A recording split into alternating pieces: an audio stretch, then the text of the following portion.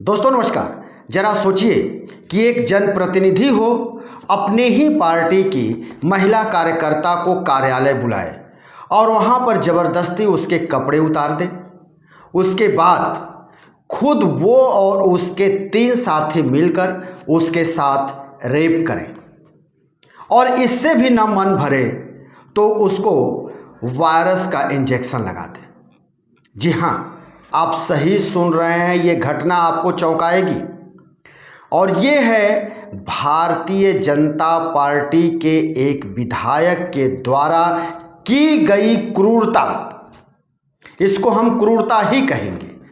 ये भारतीय जनता पार्टी का जो विधायक है, ये कर्नाटक का है और कर्नाटक का जो ये विधायक है, इसका नाम है मुनिरत्ना। मुनिरत्ना पर भारतीय जनता पार्टी की ही एक महिला कार्यकर्ता ने आरोप लगाया है और बड़ा गंभीर आरोप लगाया है। महिला कार्यकर्ता का कहना है कि विधायक उसको उसके घर से अपने लोगों को भेजकर 4 लोगों को भेजकर और उसको गाड़ी में अपने कार्यालय बुलवाया।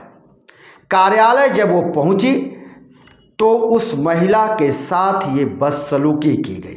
खुद विधायक मुनिरत्ना जब वो मना करती रही, लेकिन मुनिरत्ना ने उसके कपड़े खींचकर उतार दिए और जबरदस्ती जोर करके ये कहा, धमकाया कि अगर तुम मुंह खोलोगी या किसी को बताओगी तो तुम्हारे साथ इससे भी बदतर सलूक किया जाएगा।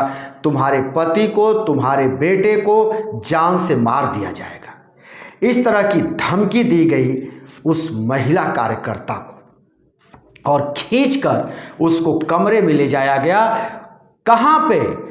मुनिरत्ना के कार्यालय में ये सब हो रहा था और भारतीय जनता पार्टी की महिला कार्यकर्ता का चीरहरण हो रहा था।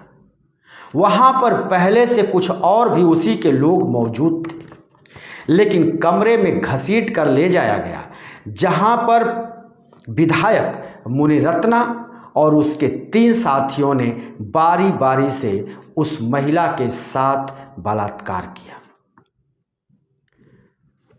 इसी दौरान दरवाजा खोलकर एक व्यक्ति अंदर घुसा, जो महिला ने बताया है, और उस व्यक्ति के हाथ में सफेद डब्बा था। उस व्यक्ति ने उस डब्बे को विधायक मुनिरत्ना को पकड़ाया। विधायक मुनिरत्ना ने उस डब्बे से सिरिंज निकाला और जो पीड़ित महिला थी उसको उसने इंजेक्शन लगा दिया और वो इंजेक्शन एक गंभीर वायरस से भरपूर था। और ये सब आरोप लगाई है पीड़ित उसी महिला ने, जो खुद भारतीय जनता पार्टी की कार्यकर्ता है। ये जो कार्यकर्ता है, इसने एफआईआर दर्ज कराया है और जब ये एफआईआर दर्ज की गई आरएमसी यार्ड पुलिस स्टेशन में, तो उसके बाद पूरे कर्नाटक में हंगामा मच गया। कर्नाटक का सियासी पारा एकाएक चरम पर पहुंच गया कि भारतीय जनता पार्टी का ये विधायक मुनिरत्ना किस तरह का घृणित कार्य किया है। अब तो ये एफआईआर दर्ज कर लिया गया है और एफआईआर दर्ज होने के बाद भारतीय जनता पार्टी के जो शीर्ष नेता हैं कर्नाटक के, अब उनकी भी बोलती बंद हो गई है। अब वो कुछ बोलने को तैयार नहीं है, कैमरे पर कोई आने को तैयार नहीं है। खुद मुनिरत्ना के तरफ से अभी किसी तरह की कोई सफाई भी सामने नहीं आई है। ये जान लेना जरूरी है कि आरोपी महिला ने जो पीड़ित महिला है, उसने थाने में जो रिपोर्ट दर्ज कराया है, जो एफआईआर दर्ज है, उसमें इस बात का भी जिक्र है कि इस घटना के पहले उस महिला को किसी अन्य केस में यही विधायक मुनिरत्ना ने फंसाया फर्जी तरीके से, जिसके तहत उसको जेल जाना पड़ा। जब वो जेल से छूट कर आई तो ये विधायक मुनिरत्ना जाल बिना और जाल की जो इसने एक फहरिस्त तैयार की, उसमें 4 लोगों को अपने तैयार किया और वो चारों को भेज दिया इसके घर। जा कर के ये चारों ने कहा कि विधायक साहब मुनिरत्ना आपको बुलाए हैं और वो ये चाहते हैं कि जिस मामले में जेल तुम गई थी उस मामले में उस केस को अब समाप्त कर दिया जाए और तुम्हारे ऊपर से आरोप हटा लिया जाए। इसीलिए तुमको वहाँ बुलाया गया है उनके कार्यालय और खुद मुनिरत्ना बुला रहे हैं, इसलिए तुम हम लोगों के साथ चलो। ये घटना है 11 जून 2023 का। उसको वहाँ कार्यालय बुलाया जाता है। कार्यालय बुला करके उसके साथ जोर जबरदस्ती की जाती है, जबकि वो तैयार नहीं होती। वो फिलहाल विरोध करती है, लेकिन जोर जबरदस्ती उसके साथ कर उसके कपड़े उतारे जाते हैं। वहाँ पे 3 लोग उसके साथ हैवानियत करते हैं, जिनका नाम उस एफआईआर में दर्ज है। एक चौथा नाम है, लेकिन उसका नाम नहीं, अज्ञात के नाम पर एक और व्यक्ति का नाम उसमें है। 4 लोगों के उसमें नाम है। ये सारी चीज़ें उसने जब बताया, तो ये कब बताया? आखिर आपके सामने अब ये प्रश्न आप उठाएंगे कि 2023 का मामला था, अब ये क्यों सामने आया है? इसलिए सामने आया है कि पहले तो उसको धमकी दी गई थी कि उसके परिवार को खत्म कर दिया जाएगा, उसकी पति की हत्या कर दी जाएगी, उसके बेटे की हत्या कर दी जाएगी, धमकाया गया था। लेकिन जो वायरस का इंजेक्शन लगाया था विधायक ने, वो धीरे धीरे उसके शरीर में वो काम करने लगा और अब वो महिला गंभीर रूप से बीमार पड़ गई। जब बीमार हो गई तो उसको हॉस्पिटल जाना पड़ा। हॉस्पिटल में डॉक्टरों ने उसकी इलाज शुरू कर दी है। इलाज के दौरान जो उसका ब्लड टेस्ट लिया गया, सैंपल लिया गया, उससे ये पता चला कि ये एक लाइलाज बीमारी से ग्रसित है और ये लाइलाज बीमारी जो है वो एवं संबंधों के चलते इसको हुआ है।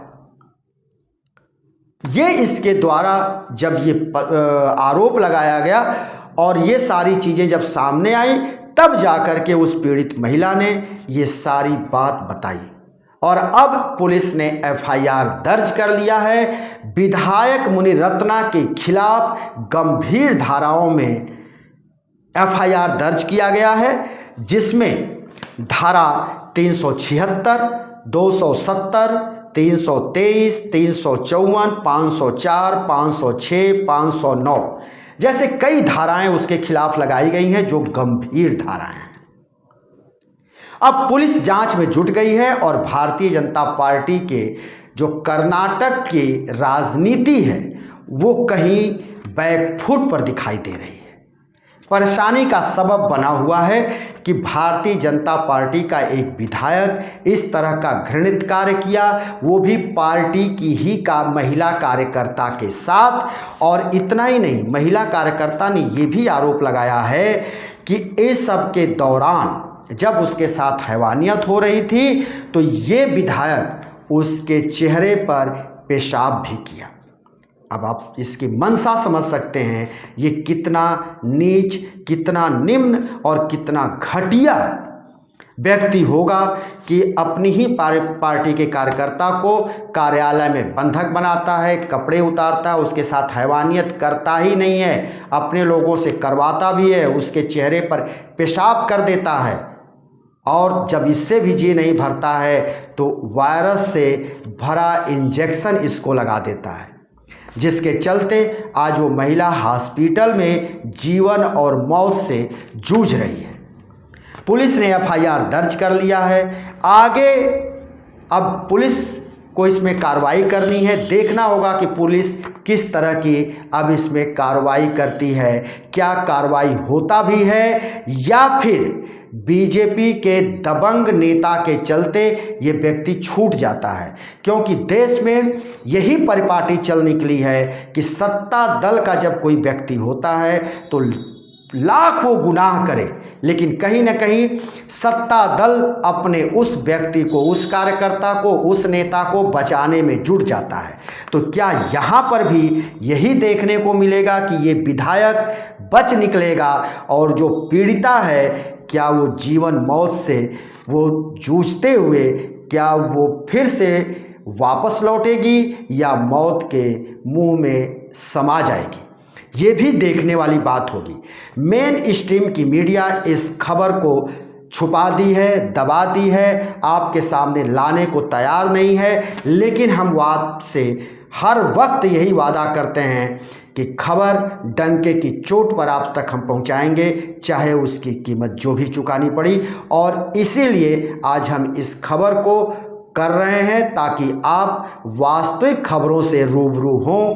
आप किसी गोदी मीडिया और किसी प्रायोजित चैनलों की खबरों को न देखें। आपसे बस यही आग्रह है। हम फिर किसी दूसरे वीडियो को लेकर हाजिर होंगे। तब तक के लिए शिव मूर्ति दुबे को दीजिए इजाज़त।